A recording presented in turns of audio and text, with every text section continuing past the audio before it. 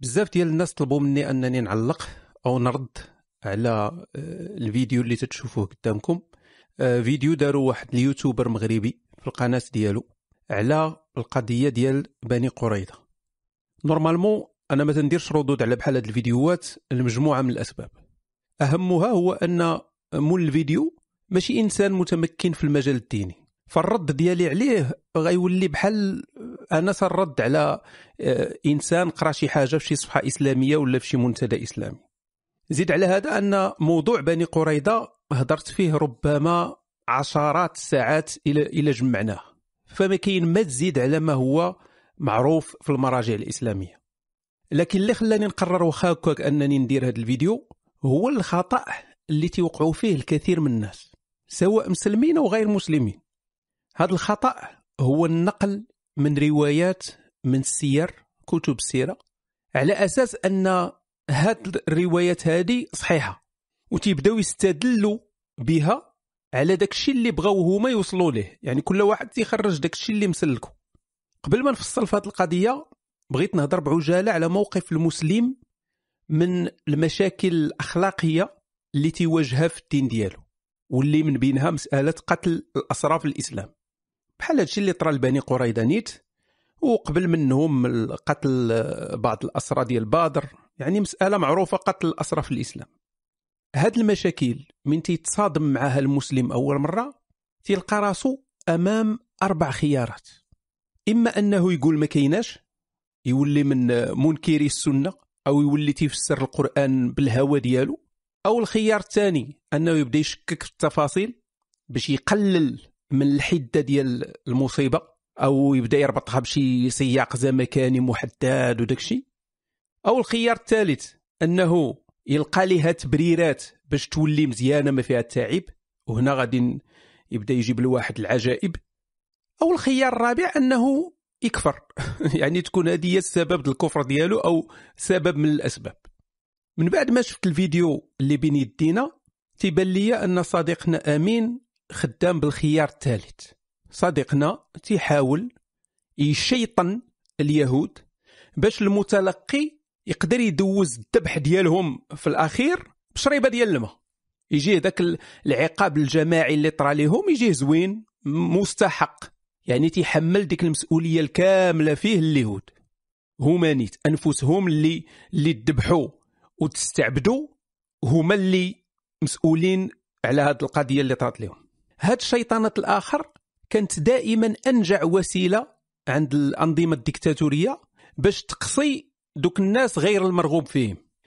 الصديق امين بدون ما يشعر تيدير نفس البروباغندا ضد اليهود اللي دارتها النازيه. هما اللي خايبين، هما اللي داروا، هما اللي فعلوا، هما اللي تركوا داك الشيء. علاش؟ انسقطوا عليهم الانسانيه ديالهم وغادي نشيطنوهم وغيولي القتل ديالهم مساله عاديه. نجيو دابا لصلب الموضوع اللي هو روايات السيره. السيره عامره بالروايات الضعيفه، ديك اللي ما وكلاش البروتين، عامره بالكور وعطي العور. هذا في حد ذاته ماشي مشكل كبير الا كنتي غير باغي تستأنس بالقصص اللي فيها او تشد بهم الستون في شي جلسه واعظ ولا شي خطبه جمعه، فما كاين مشكل. المشكل الحقيقي هو من تبدا تستنتج استنتاجات وتحاول تستدل على صحه الراي ديالك من هاد الروايات المضروبه بالكيماوي. وفي هاد القضيه باش نكون واضح، انا ما تنعاتبش المسلم فقط، كاين بزاف ديال غير المسلمين حتى هما تيديروا هاد القضيه هادي، تيجبد روايه من السيره وتيبدا يستعملها وفرحان بها على اساس انها صافي راه كاينه في السيره اذا راه صحيحه. العلماء، تنهضر هنا على علماء الدين ماشي الناصا، تيتساهلوا في روايات السيره اللي ما عندهاش علاقه بالعقيده او الشريعه، متساهلين فيها. سير عاود دخل قصص، عاود اللي بغيتي، لا دير بها الموعظه ولا هذه، ما كاين حتى شي مشكل. تتبقى مجرد قصص، ماشي ضروري يكونوا صحاح، ما غاديش ياثروا. لهذا فاحنا غنشوفوا دابا صديقنا شنو جاب، وغنديروا الواجبات المنزليه اللي ما دارهاش هو، رغم انه قال في البدايه الفيديو انه دارها. قال انه غادي يشد داك الشيء من الاول، ولكن ديك الشده اللي شد واخا صحابو شدها من الاول حتى هو شادها من الوسط. للاسف ما غنقدرش نحط مقاطع من الفيديو حيت عندي تجربه خايبه مع ردود سابقه على مسلمين اللي عزيز عليهم انهم يديروا تبليغات كاذبه ويقول لك انني سارق لهم الفيديو ديالهم ولا شي حاجه. يعني هو الهدف هو يحيد لك الفيديو ولا يحيد لك القناه فقط، فانت تترد عليهم وهو تيقولوا لك انت راك سارق لهم الفيديو. لكن ها هو الفيديو قدامكم وغادي ندير الرابط ديالو في الديسكريبسيون وتقدروا تفرجوا فيه كما بغيتوا. على الاقل انا تندير داكشي اللي ما تيديروش هما. من تيرد عليا شي واحد ما تيدير لا رابط القناه ديالي، ما تيدير الاسم ديال الفيديو، ما تيدير مقاطع، ما تيدير حتى شي حاجه. باش نفهموا شنو وقع لبني قريظه خاص نعرفوا التسلسل الزمني من الوقت اللي جا فيه محمد للمدينه. محمد من جا للمدينه كانوا تما 3 ديال القبائل يهوديه عايشين تما في المدينه. عندنا بنو قينقاع، بنو النضير، وبنو قريظه. دوما القبائل الكبيره 3 اللي كانوا في المدينه. دار معاهم عهد، اللي سمع هذا الشيء غيقول زوين وبوغوس، يعني دار معاهم عهد بخير نعيشوا في سلام ومزيان. لكن شنو وقع؟ اول الضحايا ديال محمد هما بنو قينقاع. الغريب في القضيه ديال بني قينقاع هي ان في كل المراجع الاسلاميه ما كاين حتى شي روايه واقفه على الصح تتبين علاش جرى عليهم الرسول من المدينه. يعني عندنا الروايه في صحيح مسلم اللي تتقول انه جرى على اليهود من المدينه، وماشي غير جرى على اليهود، جرى على اليهود وجرى على النصارى، وقال ما صافي ما كاين لا يهود لا نصارى في جزيره العرب، جرى على كل شيء. نورمالمون ما خاص يخليو المسلمين الان حتى شي واحد لا يهودي لا نصراني انه يعيش في الجزيره العربيه الا تبعوا السنه ديال محمد. الروايه المشهوره اللي كاينه هي الروايه ديال ديك المراه المسلمه اللي مشات لسوق بني قينقاع وربطوا ليها جلابتها وتعرات وبانت السوءه ديالها وضحكوا عليها، وناض واحد المسلم قتل يهودي واليهودي قتل اليهود قتلوا المسلم. هاد القصه لا علاقه، لان مولاها ابو عون مجهول، اذا قصه مضروبه. شنو بقى لنا اذا؟ كاين واحد الروايه حسنها الحافظ بن حجر. هاد الروايه هذه تتقول ان الرسول من رجع من غزوه بدر جمع بني قينقاع في السوق وهددهم، قال لهم زعما ادخلوا للاسلام ولا غيطرى لكم بحال قريش. المهم حتى هاد الروايه هذه معطوبه، لان في السند ديالها كاين محمد بن محمد مولى زيد بن ثابت، والحافظ بن حجر براسو قال عليه انه مجهول في كتابه تقريب التهذيب. وفي صالح المسلم ان هذه الروايه ما تكونش مقبوله، لانها تتبين ان العيب بدا من محمد ماشي من بني قينقاع. فالخلاصه هي بح ما كاين والو، كاين حتى شي حاجه. اذا الاعتماد الكامل في سبب الطرد ديال بني قينقاع هو اعتماد على روايات عيانه، وداك الاستنتاج اللي استنتجوه ان مادام محمد طرد بني قينقاع اذا داروا علاش. هذا طبعا كلام غير منطقي. واخا هكاك نفترضوا سيدي جدلا ان شي واحد ولا شي 4 منهم داروا شي حاجه خايبه مع محمد، فالطرد ديالهم كاملين عقاب جماعي لا انساني. نفرضوا القصه ديال المراه اللي عراوها واللي ناض ديك القتيله من موراها انها صحيحه كاع، واش بسبب عمل ديال 2 3 4 ديال الناس غادي تطرد انت قبيله كامله؟ هادو هما بنو قينقاع طاروا. نجيو دابا لبني النضير، هما الضحيه الثانيه. هاد الشيء مهم باش نفهموا بان راه القضيه بني قريظه كانت تسلسل. في بني النضير عندنا 2 ديال القصات، بجوجهم تيهضروا على 2 محاولات لقتل محمد. 2. القصه الاولى قال لك سيدي ان بنو النضير طلبوا يديروا لقاء بين الاحبار ديالهم مع الرسول، فمن تلاقاو قال لك كنصيفطوا حنا 3 الاحبار والرسول يجي مع 3. المهم القصه طويله هي قدامكم قراوها في خاطركم. المهم عندنا هنا في هذه الروايه هو ان قال لك سيدي ان هاد الاحبار ديال اليهود هزوا معاهم جناوه مخبيينهم، يعني عندهم النيه ديال الغدر، ديال انهم يقتلوا الرسول ولا شي حاجه. ما عرفتش كيفاش غيديروا ليها. المهم 3 ضد 3، الرسول كاع عنده 4، ولكن ماشي هذا هو موضوعنا. قالوا أن واحد المرأة من بني النضير خوها مسلم من الأنصار مشات قالتها ليه، يعني بيعات بهم. فمشى هذا السيد هذا خو هذه المرأة هذه اللي من بني النضير اللي بيعات بهم، مشى تيجري قالها للرسول قبل ما يمشي عندهم. فالرسول ما تلاقاش معهم، صافي مشى جاب الجيش ديالو وحاصرهم ما عطلهمش. هاد الرواية هذه الصحابي اللي عاودها مجهول، ما معروفش، ما كاينش. ها انتم تتشوفوا واحد من أصحاب الرسول، شكون هو ما معروفش، ما مجهول. ولكن هانية نقولوا أسيدي صحيح، واش عرفتي شحال فيها ديال ولد خالت مول الباش؟ واحد ما معروفش، عاود على واحد ما معروفش، أن عنده أختو ما معروفاش، قالت ليه أن دوك 3 ديال علماء اليهود هازين معاهم المضى. سكريبت عيان شوية صراحة. ونفرضوا كاع داك الشيء جا بتسلسل صحيح، شنو اللي غادي يضمن لنا أن اليهودية قالت الحق، أو أن المسلم خوها أو الصحابي المجهول قالوا الحق؟ ومرة أخرى عندنا نفس المشكل، العقاب الجماعي غادي تنوض تطرد قبيلة على قدها كاملة بسبب أفراد منهم.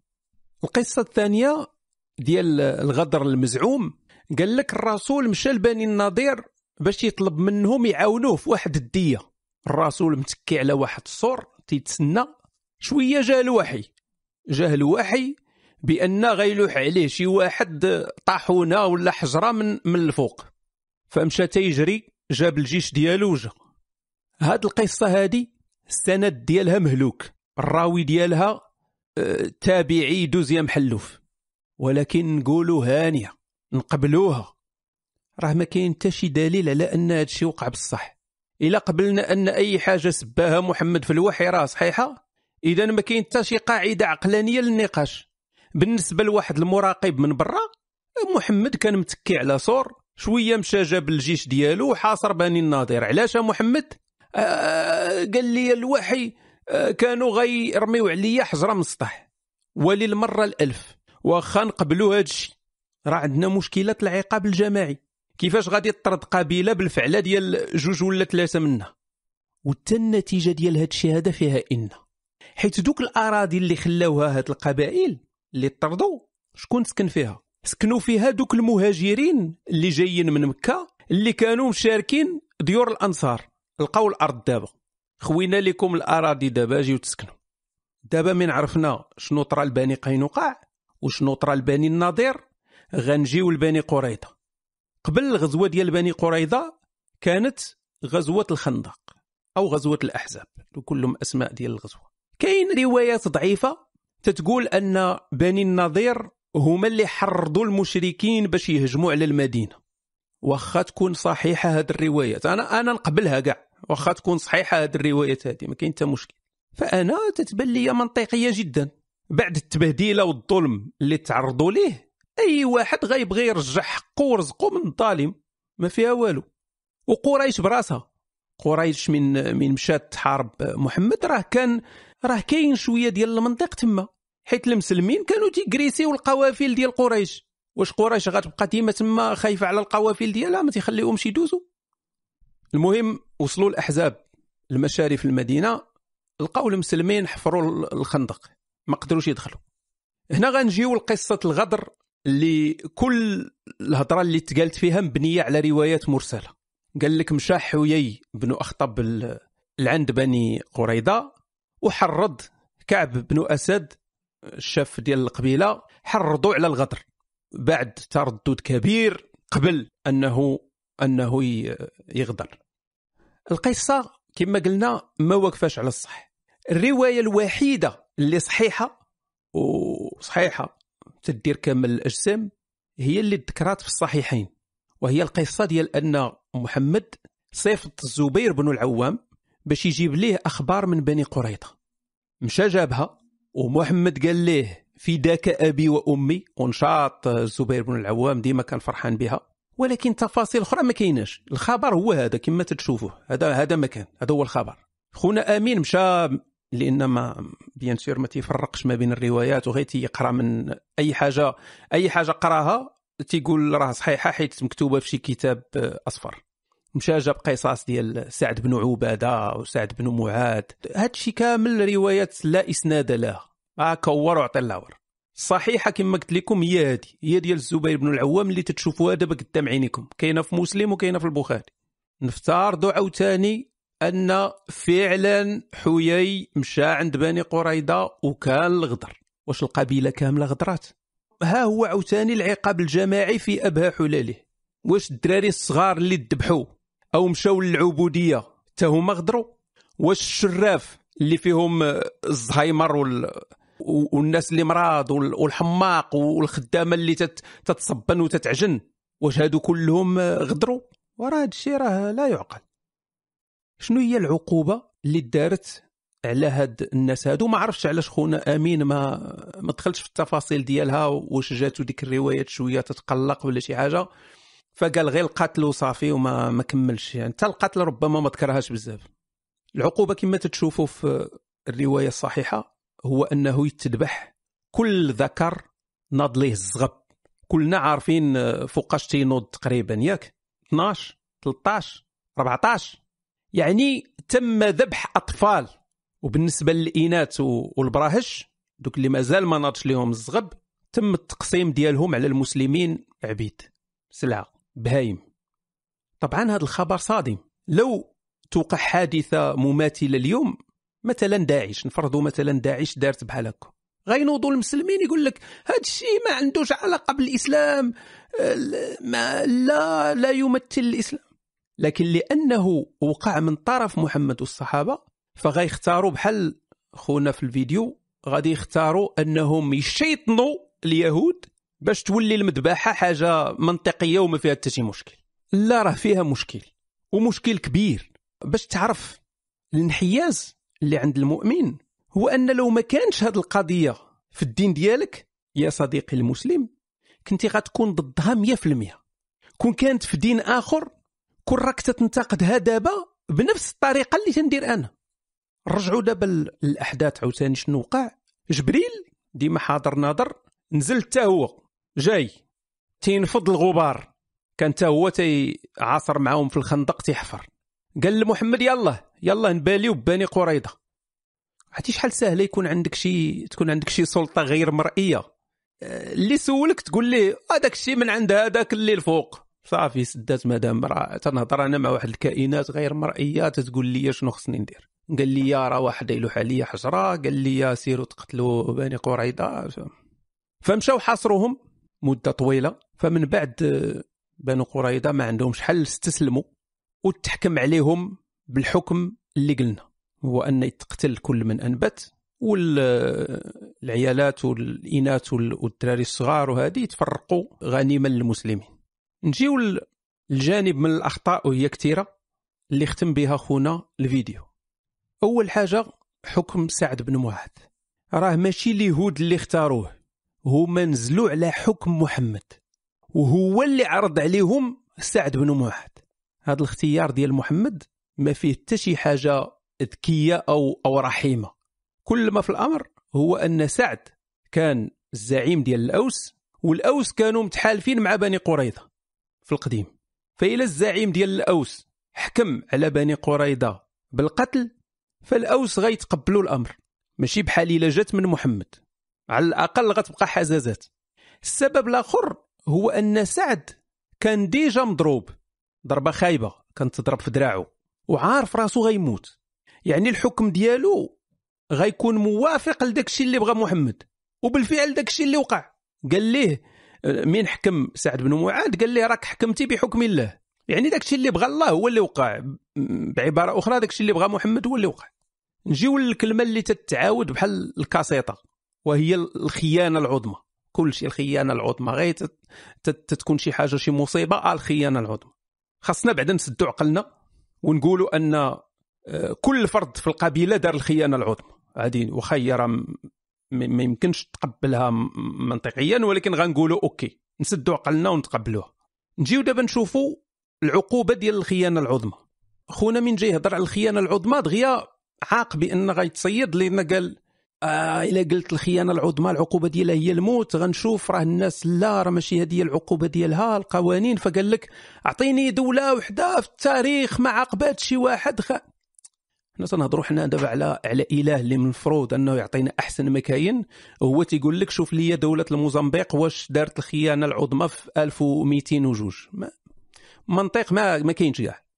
الواقع شنو فيه هو ان ما كاين تقريبا ما كاين حتى دوله تتعاقب بالاعدام على الخيانه العظمى، وحتى الدول اللي عندها هذه العقوبه مكتوبه ما تطبقش هذا القانون هذا، ما بقاش تيطبق، غير حبر على ورق بالنسبه لديك الدول اللي مازال مكتوب عندها. وباش يبين لنا صديقنا بان القضيه راها زعما بيس ما فيها والو، مشى جاب نص من العهد القديم الكتاب المقدس فيه قتل الذكور واخذ النساء والبهائم وداك الشيء غنيمه. يعني دابا بهذا المنطق الا جا شي واحد وربح شي معركه ضد المسلمين وتجمعوا عنده اسرى مسلمين غيذبحهم وغيجيب لهم الدليل من المراجع الاسلاميه اللي تتقول ان الامام عنده الحق يقتل الاسير. واش انت كمسلم غتقبل هذا الامر؟ غتقول وا حصلنا لقى عندنا بان راه الاسير يقتل اذا غيقتلنا حنايا، صافي تيطبق علينا داكشي ديالنا حنايا. واحد الجمله ضحكاتني وقال لك خاصك تفكر بالمنطق ديال ديك الوقت. ما بقيناش عارفين حنا دابا واش هذا الاسلام صالح لكل زمان ومكان، ولا خصنا مره نفكروا بالمنطق ديال شحال هادي، ولا الله محدود بزمان ومكان، ولا ما عرفتش. راه من تتهضر على الدين تتهضر نورمالمون على الخالق ديال الكون اللي ما محدودش بزمان ومكان. فحاجه خايبه في القديم راه خايبه دابا، خايبه ديما. ما بالنسبه لهذا الاله هذا تنهضروش على بنادم. والواعره كاع هي من قال ما تعاتبش محمد، راه الحكم ديال سعد وديال التوراة. ما تعاتبش محمد، راه الحكم ديال سعد وديال التوراة. شويه هو تفكر بان هذا راه حكم الله راه كاين في الحديث. هو يقول واخا حكم الله ولكن راه كاين في التوراة.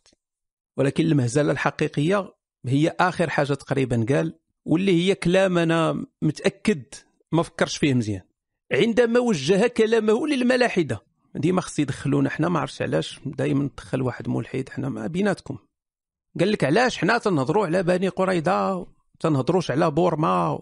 بحال الا زعما الا هضر الواحد على بورما غيولي عنده الحق يهضر على بني قريظه. يعني باش تاخذ البيرميسيون باش تهضر على جريمه ديال بني قريظه خاصك تهضر على جرائم بورما، وإلا ما هضرتش على بورما اذا ما كاينش مشكل في بني قريظه. ما عرفتش كيفاش هذا المنطق هذا، رغم انك الا سولتي اي انسان عاقل غادي يقول لك الشر راه شر، ما تيهمش شكون دارو.